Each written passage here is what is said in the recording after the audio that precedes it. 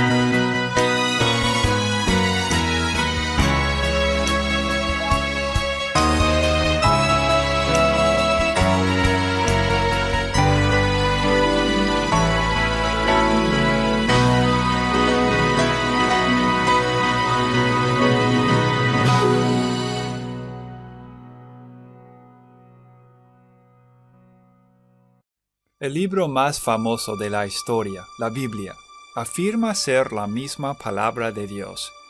Segunda de Timoteo 3:16 dice que toda la escritura es inspirada o respirada por Dios y útil para enseñar, para redarguir, para corregir y para instruir en justicia. Sin embargo, muchos se han preguntado en algún momento u otro, ¿pero cómo puedo estar seguro que la Biblia realmente es la palabra de Dios? Vamos a considerar algunas evidencias que señalan la naturaleza verdadera de la Biblia. Las profecías cumplidas. Dios anunció en Isaías que las profecías cumplidas son una manera en que la gente puede saber que Él es Dios. Un ejemplo de esto ocurre en Isaías 44:28, donde Dios nombró a Ciro como el rey que supervisaría la reconstrucción del templo, casi 2 siglos antes de que Ciro naciera aún. Otro ejemplo sería las muchas profecías que señalan la llegada de Jesucristo, tales como Daniel 9:25-26, Miqueas 5:2 y Salmo 22. La evaluación honesta del hombre y del pecado. Prácticamente todos admiten la existencia del mal en el mundo. Pero, ¿de dónde viene? Algunos se esfuerzan en demostrar que la maldad existe como entidad externa al ser humano, o capaz que existe debido a la evolución incompleta. La Biblia es más directa. Todos hemos pecado, dice, y todos estamos destituidos de la gloria de Dios. El modo y la amplitud de su preservación. En la primera parte del último siglo, estaba de moda negar la veracidad de la Biblia. Es imposible saber si los manuscritos fueron copiados y bien preservados, se argumentó. Luego, en 1946, se descubrieron los rollos del Mar Muerto. Estos datan a los primeros siglos antes de Cristo y concuerdan con los manuscritos de la Edad Media utilizados para traducir las versiones modernas. La consistencia interna. Se puede notar diferencias entre los libros de la Biblia y entre los testamentos, pero eso no significa que la Biblia sea inconsistente. Dios utilizó diferentes personas en diferentes momentos y circunstancias para escribir la Biblia, pero todos están de acuerdo sobre los temas más importantes, como por ejemplo el pecado, el Mesías y el reino de Dios. el mismo Antiguo Testamento anticipa los cambios del Nuevo, como un invernadero anticipa los nuevos brotes. La naturaleza pública de los milagros. Muchas religiones se basan en las experiencias privadas de su fundador. Por ejemplo, Mahoma, el líder entre los musulmanes, o José Smith, profeta para la Iglesia mormona. Estas experiencias, reales o no, son el fundamento de dicha religión. Los milagros de la Biblia son muy diferentes, en que se realizaron públicamente, muchas veces en presencia de miles de personas. La arqueología.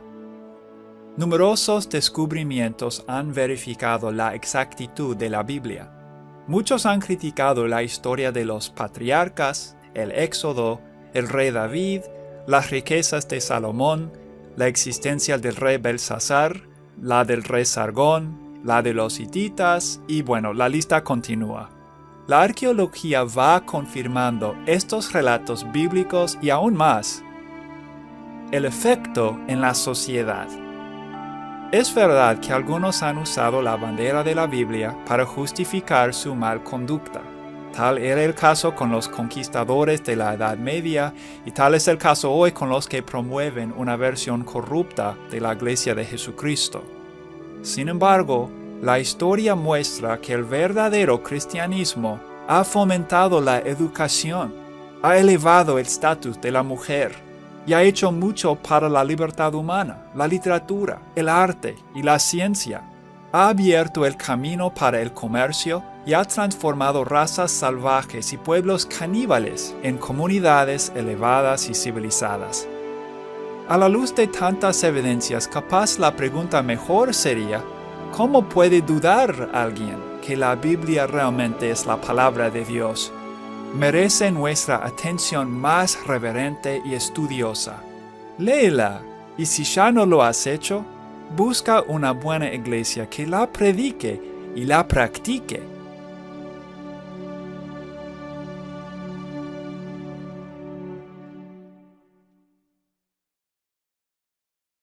Gracias por mirar este video. Estamos buscando sembrar la buena semilla de la palabra de Dios en las plazas y también en el Internet. Para saber más puedes ir a seminariobc.org y hacer un clic en la buena semilla.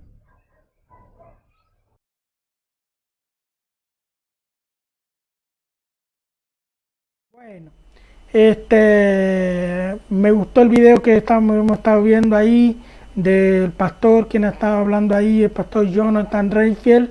Es un buen pastor, es el profesor del Seminario Bautista de Colonia, de acá, de Colonia mismo, y bueno, y él está poniendo diferentes puntos en resumen sobre la Biblia, y la verdad que me gustó el video y un poco va a ayudar a entender un poco el contexto de lo que vamos a hablar, tratar el tema el día de hoy.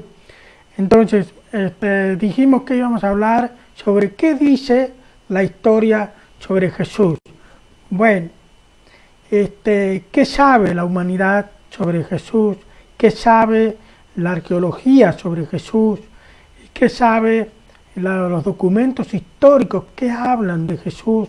¿Qué dicen de Jesús? Son fuentes extrabíblicas, ¿sí? No tiene nada que ver con la Biblia, son fuentes que se han escrito. Hay que entender que el panorama general de todo esto es de que no son los que lo escribieron, no son hombres cristianos, no son hombres, quizás sí hombres religiosos, particularmente de frente les digo, eran hombres que no creían en Jesús, hombres que no aceptaron en Jesús. No solo eran judíos, sino que también había romanos, también había de otras denominaciones y hombres que no tienen nada que ver con Jesús, sino que lo rechazaban por completamente. Pero sí habían oído algo de Jesús, sí sabían que existían los cristianos y tenían que actuar de diferentes protocolos o diferentes situaciones, porque hombres que son del gobierno de en aquel entonces, hablando más específico, era del gobierno de Roma. Todo el mundo antiguo, en la era de Jesús, 2000 años atrás, todos era controlado por Roma. Roma se dice que era el Imperio Romano y que empezó a funcionar desde unos, no sé bien si 70 años antes de Cristo o 300, no me acuerdo bien la cifra, me disculpen, pero obviamente que estamos hablando de unos cuantos años antes de Cristo. El sistema se unificó a Roma. No ven que hay una frase que dice que todos los caminos llevan a Roma. Es cierto, antes las rutas, sobre todo en la parte del comercio, todos salían y entraban por Roma, todos cruzaban hacia Roma. Roma era la capital del Imperio Romano y por ahí no existía Italia, pero sí Roma. Y Roma controlaba todo el mundo, todo el imperio. Entre ellos controlaban a los judíos, a Israel. Era controlada por Roma. Era un imperio muy grande. Y Roma tuvo varios gobernantes que han escrito o han tenido que pedir sugerencias, que lo vamos a ver, consejos sobre cómo tratar con esos cristianos. Esa secta, esa nueva secta. Vamos a remontar un poquito. Imagínense 2000 años atrás. Imagínense en el año 1 del primer siglo. No existe año 0, no existe siglo 0. Quiero que sepan que nunca existe el 0. Primeramente se existe un año, el primer año del siglo presente, o sea, de la era presente, o un año antes de Cristo. O sea que ustedes imagínense el 31 de diciembre del un año antes de Cristo y pasa a 1 de enero del año 1 después de Cristo, ¿sí? No existe 0, no está. Entonces, imagínense en el primer siglo, en el primer año de la era de hoy, en el primero de los primeros años de ese siglo, de ese primer año, ¿no? En un año después de Cristo. Imagínense cómo era todo. No había televisión, no había radios de comunicaciones como hoy en día, no había internet, no había radio, o sea, no había nada, no había diarios, solo había cartas, pero no había medio de comunicación más que verbal, más que, por decirlo así, chisme, o con historias habladas sobre un suceso o algo que había sucedido muy importante. Y Roma, imagínense en Roma, que es la capital de Italia hoy día, conserva su frontera y todo, pero imagínense en Roma y llegan los rumores o los comentarios o las historias de alguien famoso hasta dónde, hasta lo más lejos que podría ser, como España, Italia, ¿no?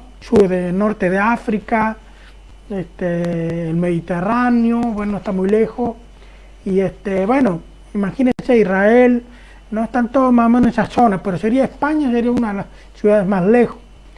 Pero en ese tiempo estaba sucediendo algo que no estaba siendo escrito, no estaba siendo importante por la era mundial de ese entonces. Solo estaba siendo prestada atención por la era religión, por la era cristiana o por la era judía o por el judaísmo, por los fariseos, saduceos, que eran la religión de aquel entonces.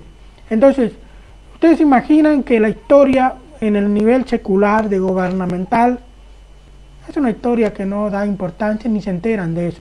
Sí estarían escuchando, ¿no sabes que hay un hombre ahí que se llama Jesús? Es el hijo del carpintero José y anda haciendo milagros, dicen que sana, dicen que sanan a los ciegos, dicen que a los sordos escuchan, dicen que es una cosa que él hace muchas cosas y dice que él es el hijo de Dios. ¿Cómo puede ser eso posible? Imagínense, ¿cómo puede ser eso posible? ¿El hijo de qué? De Dios, un hombre. No les entraría en la cabeza, a mí los mismos judíos no les entraba en la cabeza. ¿Qué se hace Dios? Ese no es nadie. Pero sin embargo hace milagros, enseña cosas imponentes. Bueno, la era mundial, o sea, los periodistas, por decirlo así, los líderes religiosos, los políticos, no les interesaba ese tal Jesús. Pero llegó un punto que cuando Jesús empezó a hacerse más famoso, a tal punto que imagínense que era una cosa, como les dije en otra transmisión, era un escándalo, porque ahora se enteraron de que Jesús resucitaba a los muertos. ¿Qué? Habiendo testigos de gente que han visto de que realmente la persona estaba muerta y de pronto la persona vive. ¿Cómo es eso posible? ¿Qué truco tiene? ¿Qué brujería tiene? Podrían haber dicho. Imagínense que de pronto se enteran de que Jesús es crucificado. Lo mataron porque él se hacía Dios. Y como él nunca negó de que él es Dios, siempre él lo aprobó, pero los judíos lo querían matar. Y lograron de que él terminara crucificado. Pero ahora imagínense, ese judío que decía que era Dios, lo crucificaron, lo mataron. Los romanos, Poncio Pilato lo crucificó. Entonces, ese judío ya se murió. Pero pasados 3 días, 4 días, empezaron los rumores a decir de que ese Jesús había resucitado. ¿Qué? Están locos estos judíos. ¿Qué va a resucitar ese? Pero dicen que ha resucitado, que lo han visto.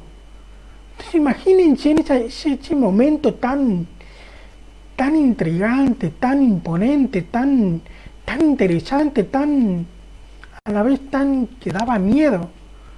Porque no solo cuando Jesús muere, sino que se raja el templo. El templo era un lugar sagrado para los judíos.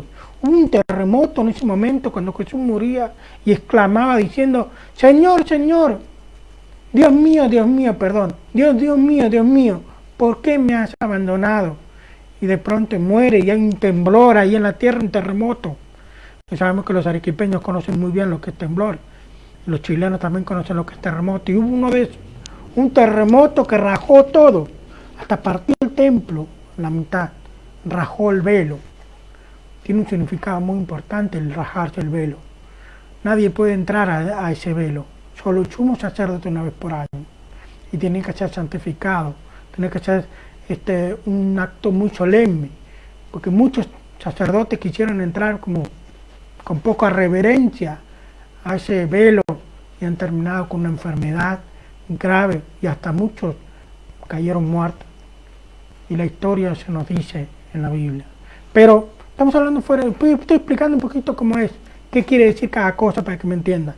Pero imagínense que se rajó ese velo, se rajó el templo, por decirlo así, la iglesia sagrada de los judíos, el lugar que hacían los sacrificios, y ahora ¿qué van a hacer? Porque se rajó. Y no solo eso, sino que hubo una oscuridad que nunca existió en la tierra, que es una oscuridad que duró 3 horas, la Biblia le llama tinieblas. No hablemos de las tinieblas, pero no hablemos de la Biblia, pero les estoy contando cómo se habrán sentido eso, ellos, esta gente, a ver todas esas historias, todos esos rumores, todos esos acontecimientos históricos del año, en este caso del 30 años después de Cristo, 30-33, sucedió eso. Imagínense la locura que habrá sido eso. El estupor, la fama de ese judío. Era una fama que llegó hasta lo último del rincón de la tierra donde existía algún ser viviente. Porque era mucha la fama que tenía Jesús. No creían en él, pero era famoso. No le aceptaban, era famoso. Sí, había gente que creía en él. Mucha gente creyeron en él. Y estamos hablando que la historia dice que la primera iglesia juntó día a día, llegó un día que juntó a más de 3.000 hombres. Un día se adhirió a esa iglesia 3.000 hombres, la primera iglesia cristiana. Ya, sabemos que eso está en la Biblia, pero no hablemos de la Biblia. Pero ustedes necesitan entender todo el panorama, porque la Biblia es el único libro que habla la historia completa. Tal vez no todo 100%, porque se dice que hay mucho registro y que la misma Biblia dice que no cabrían los libros para escribirse sobre Jesús. No es el Evangelio, lo dice. solo se escribió lo esencial, pero déjame decirte que lo suficiente para conocer los acontecimientos históricos, porque la Biblia no es solo un libro religioso, sino es un libro histórico, pero no estamos hablando en este caso de la Biblia, pero sí necesito decirles lo que está aconteciendo, que tal vez los gobernantes no lo han contado, tal vez los escritores que no cristianos no lo han contado, pero sí lo cuenta la Biblia. Pero déjame decirte toda esa historia en la mente de aquellos hombres, de aquellas personas que no creían en Jesús, que no le aceptaban como Dios, que no entendían lo que estaba pasando, y que era demasiado la fama que tenía sobre Jesús. Era una cosa imponente lo que se hablaba de él, todas las cosas que él hacía, los milagros que él hacía, las curaciones, las sanaciones, y que el simple hecho de que lo tocaran, lo sanaban. Entonces era algo que no tenía explicación. Y encima decía que era Dios. Es un escándalo, fue un escándalo. Toda esa gente anodadada con esa historia, intrigada. Querían verlo, muchos iban a verlo y no podían, otros no llegaban, porque era lejos o porque había mucha multitud siguiéndole a ese judío llamado Jesús. Pero ahora viene después que murió, resucitó, ahora viene otra cosa imponente. La cantidad de gente que se ha convertido, la cantidad de gente que ha creído en el Jesús como Dios. Multitud enseñaban, multitud mostraban la vida de Jesús, multitud eran apresadas por los gobernantes, porque decía que hacían tumultos, hacían escándalos, hacían barullo, hacían, como decimos hoy, los manifestantes, protestas. No eran los cristianos los que hacían las protestas, sino los que no creían en ellos, hacían sediciones, no creían a la palabra de ellos, hacían ataques, hacían escándalos, hacían ruidos, destrucciones, como una cosa, como una guerra civil, por decirlo así, porque no aceptaban, como hemos visto acá, de un muchacho hablando sobre Jesús. Miren cómo la gente lo sacaban. Pero ustedes imagínense, esto era una multitud hablando sobre Jesús y después otra multitud atacando a los que hablaban de Jesús. Imagínense todo ese barullo, toda esa locura, todo ese descontrol, que los romanos tenían que controlar esas sediciones y que era difícil porque era demasiado escandaloso, demasiado desorden. Déjame decirte que hay más de 37 referencias, 39, no sé bien, 30, por lo menos hay más de 37 referencias que hablan sobre un judío llamado Jesús. Y hablan de una forma tal vez sarcástica o tal vez de una forma despectiva, de una forma que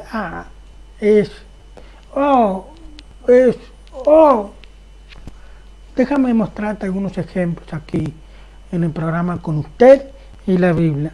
Vamos a empezar con el primero. El primero, a ver si puedo ponerlo en pantalla. Ahí está. Pude ponerlo en pantalla. El primero se llama, como lo vamos a ver, no sé si lo pueden ver bien, pero yo lo voy a leer. El primero se trata de un señor que se llama Tito Flavio Josefo. Fue un historiador judío, fariseo, escribió una historia del judaísmo. Y Flavio Josefo, como ustedes pueden ver acá, dice lo siguiente. Eso es lo que él escribió en su tiempo sobre la historia de un judío. Flavio Josefo es un historiador judío romanizado. Fue en el año 37 antes de Cristo, nació, y en el año 110 después de Cristo murió. Recoge en el texto conocido como Testimonium Flavimum, de su libro Antigüedades Judías, 91-94 en las páginas, una referencia a Jesús que, si bien se cree que fue retocada con las frases abajo, entre paréntesis, se considera auténtico. En aquel tiempo apareció Jesús. Eso es lo que dice Flavio. Voy a leer lo que está diciendo Flavio ahora. Flavio Josefo dice, en aquel tiempo apareció Jesús, un hombre sabio. A ver, un poquito, me disculpen. Ahí está. Pensé que no había micrófono. Estoy leyendo. Escribió así, Flavio Josefo dice, en aquel tiempo apareció Jesús, un hombre sabio, si es lícito llamarlo hombre, porque fue autor de hechos asombrosos, maestro de gente que recibe con gusto la verdad, y atrajo a muchos judíos y a muchos de origen griego. Él era el Mesías, y cuando Pilato, a causa de una acusación hecha por los principales de entre nosotros, lo condenó a la cruz, los que antes le habían amado no dejaron de hacerlo, porque él se les apareció al tercer día, de nuevo vivo.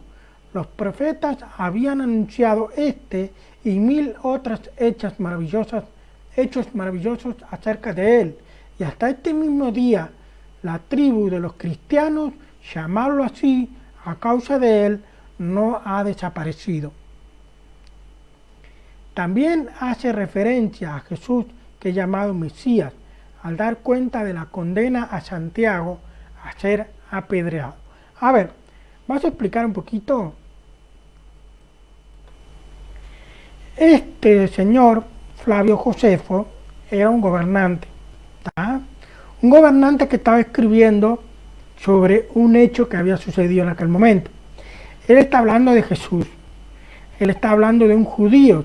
Y ustedes pueden ver todo lo que habla de Jesús, ¿no? Esa es historia. No tiene nada que ver con la Biblia. Flavio Josefo sí era religioso, pero no era cristiano. Como ustedes pueden ver que él se adjudica o participa del asesinato de Jesús en la cruz. Y ahora no solo hace referencia a Santiago, hermano de Jesús. Para los que no sabían, Jesús tuvo otros hermanos, digamos medio hermano. Para poder considerar medio hermano, la única razón que puede ser es por medio de su madre María, porque por medio de José tendría que ser hermanastro. Pero bien, tampoco dice mucho sobre el tema hermanastro porque los judíos no lo distinguen. Pero, digamos, María tuvo otros hijos, no solo Jesús. Todavía hasta el día de hoy se discute de que María no ha sido más que la madre de Jesús nomás, sino que los otros hijos de José no son hijos de María. Eso es lo que dicen algunos teólogos católicos, para ser más específicos, pero no podemos deducir ninguna de las dos opciones. Simplemente podemos decir de que cuando María tuvo a Jesús, fue el primer hijo Jesús, pero habla de que, ¿cómo les digo? Si José se casó con María, para una pregunta para reflexionar, si Jesús tuvo a María, si María tuvo a Jesús, la tuvo siendo desposada con José, casada con José, para decirlo mejor, pero José y María nunca habían vivido juntos, sino hasta recién cuando estuvo embarazada. Y obviamente que no habían tenido, supuestamente, relaciones, por lo menos hasta que nació Jesús. Como todo matrimonio normal, se tiene relaciones sexuales. Y como en aquel entonces tal vez había sí métodos anticonceptivos naturales, pero también no había métodos anticonceptivos como hoy, pero la teoría de los católicos apunta que como que José y María nunca habrían tenido relaciones sexuales sino hasta en la muerte. En otras palabras, nunca tuvieron relaciones sexuales entre ellos, por lo que es un poco antibíblico, porque en el matrimonio parte de la consolidación del matrimonio es el acto sexual, para aquellos que no conocen el tema matrimonio bíblico. ¿Qué quiero decir? Que si no hay relaciones sexuales no consuma el matrimonio en su perfección. ¿Me entienden? Entonces en la Biblia no hay historias, ninguna historia que pruebe de un matrimonio sin tener relaciones sexuales. Sí todas tenían relaciones sexuales, inclusive hubo casos en los que no quedaba embarazada adrede porque él hacía trucos para que ella no quedara embarazada. En la Biblia está, pero historias de matrimonio que no tengan relaciones sexuales no lo hay. Solo pueden especular la teología católica de que que José nunca tuvo relaciones con María, y yo no lo creo, ¿tá? Porque si no, no tiene sentido el matrimonio, ¿tá? Voy a repetir, en la tradición, en la religión judía, no podían tener relaciones sexuales fuera de matrimonio. Según la ley en el judaísmo y en la ley de la Biblia también, una persona que tenía relaciones sexuales fuera del matrimonio sería apedreado y muerto. Tanto él, el que se mete con una mujer ajena, y la mujer que permitió que se metiera en su vida un hombre que no fuera su esposo. Ambos morían apedreados. Quiero que sepan que esa era la verdadera religión judía, y eso era lo que pasaría si se tenía adulterio. Ahí va. ¿Ah? Entonces, no me parece que María y José no hayan tenido relaciones. Bien, hay que entender esos puntos para poder afirmar algo.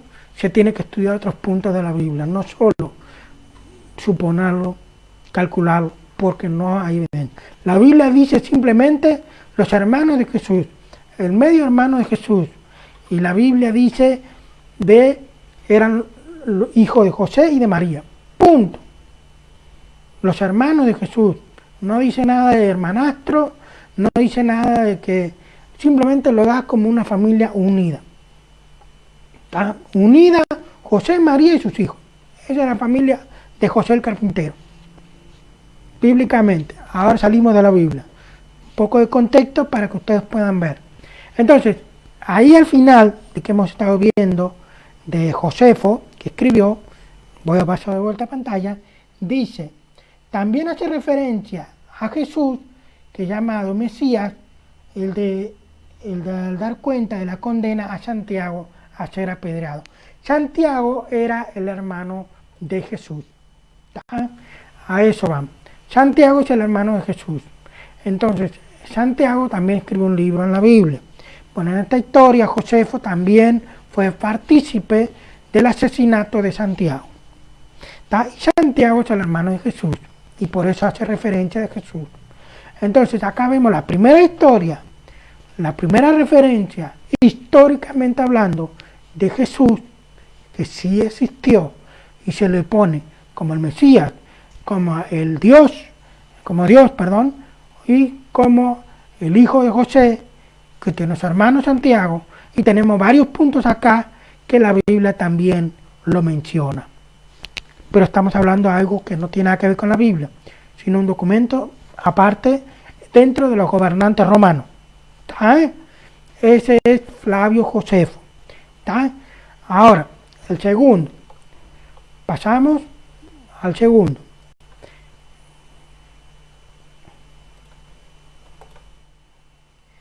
El segundo se trata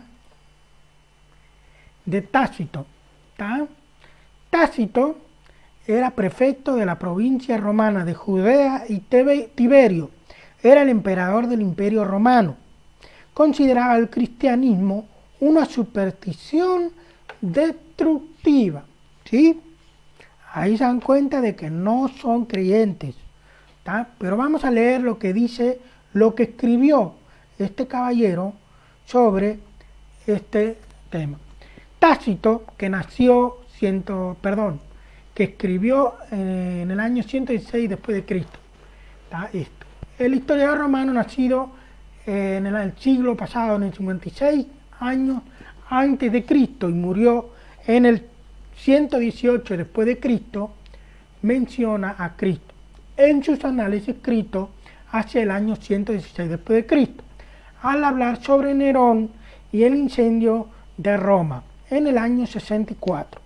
O sea, en el año 64 después de Cristo, informa de la sospecha que existía que el propio emperador había ordenado el fuego, y recoge como para acallar el rumor Nerón creó chivo expiatorio y sometió a la tortura más refinada a aquellos a los del vulgo llamaban cristianos, un grupo odiado por sus abominables crímenes. Su nombre proviene de Cristo, quien bajo el reinado de Tiberio fue ejecutado por el procurador Poncio Pilato.